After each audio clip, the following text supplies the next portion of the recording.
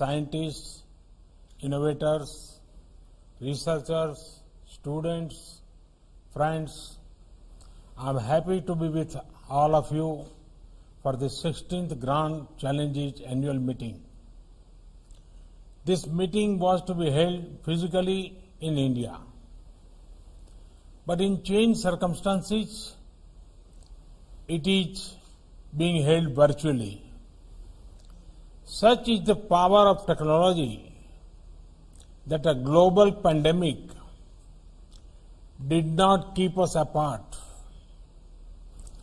This program has continued as per schedule. This shows the commitment of the Grand Challenges community.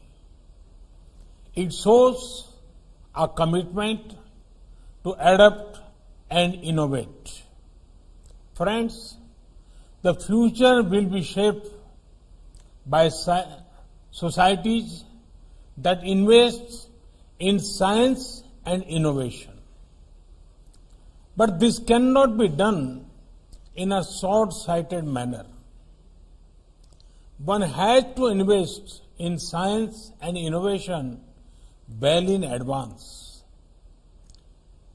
That is, when we can reap benefit at the right time.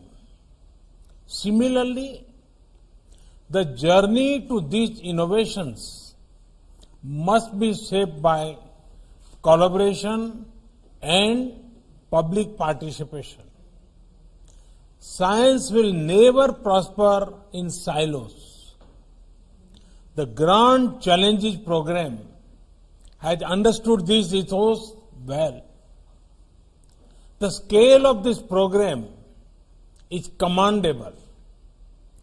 In 15 years, you have engaged with several nations.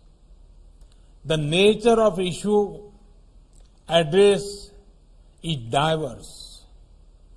You have combined bright global talent to address problems such as antimicrobial resistance, maternal and child health, agriculture, nutrition, wash, water, sanitation, and hygiene. Friends, it has taken a global pandemic to make us realize yet again the importance of teamwork. After all, diseases do not have geographic boundaries. Diseases do not discriminate on the grounds of faith, race, gender, or color. And by disease, I am not only talking about the current pandemic situation. There are several communicable and non. They have been India's greatest assets, especially during the last several months while fighting COVID-19. From containment to capacity building, they have achieved wonders.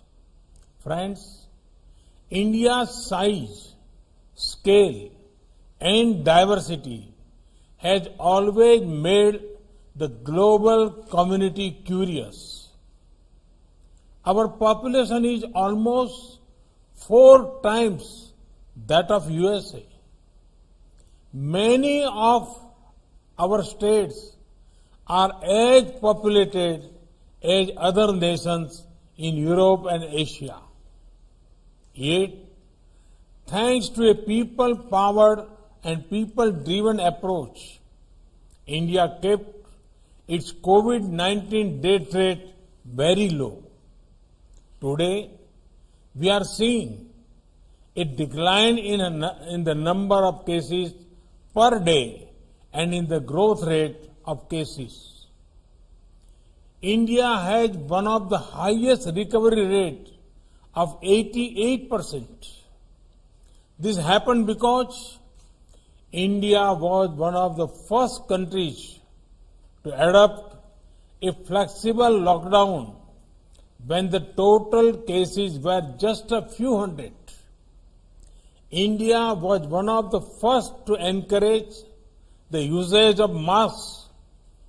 India actively began to work on effective contact tracing. India was one of the earliest to deploy the rapid antigen tests. Friends, India is now at the forefront of vaccine development for COVID. Some of them are in advanced stages. We are not stopping here. India is already working on putting a well-established vaccine delivery system in place. This digitized network, along with digital health ID, will be used to ensure immunization of our citizens. Friends, beyond COVID-2, India is known for its proven capacity to produce quality medicines and vaccine at low cost. More than 60% of the vaccines of global immunization are being manufactured in India. We included indigenous rotavirus vaccine in our Indradhanush immunization program. This is a successful example of a strong partnership for a long-lasting results. The Gates Foundation has also been a part of this particular effort. With India's experience and research talent, we will be at the center of global healthcare efforts.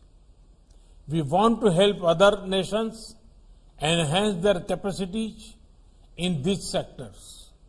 Friends, in the last 6 years, we have made many interventions which are contributing to a better healthcare system. Take a subject such as sanitation, improved cleanliness, more toilet coverage. Who does this help the most? It helps the poor and underprivileged. It leads to a fall in disease. It also helps women the most. Friends, now we are ensuring that each household gets piped drinking water. This will further ensure disease reduction. We are setting up more medical colleges, especially in rural areas. This ensures more opportunities for the youth. It brings better healthcare to our villages. We are running the world's largest health insurance scheme and ensuring access to everyone. Friends, may we keep using our collaborative spirit for individual empowerment and collective well-being. The Gates Foundation and several other organizations are doing wonderful work. I wish you all fruitful and productive discussions over the next 3 days. I hope to see many exciting and encouraging new solutions coming out from this grand challenging platform. May these efforts further a human-centric approach to development. May they also give our youth the opportunities to be thought leaders for a brighter future. Once again, I thank the organizers for inviting me. Thank you. Thank you very much.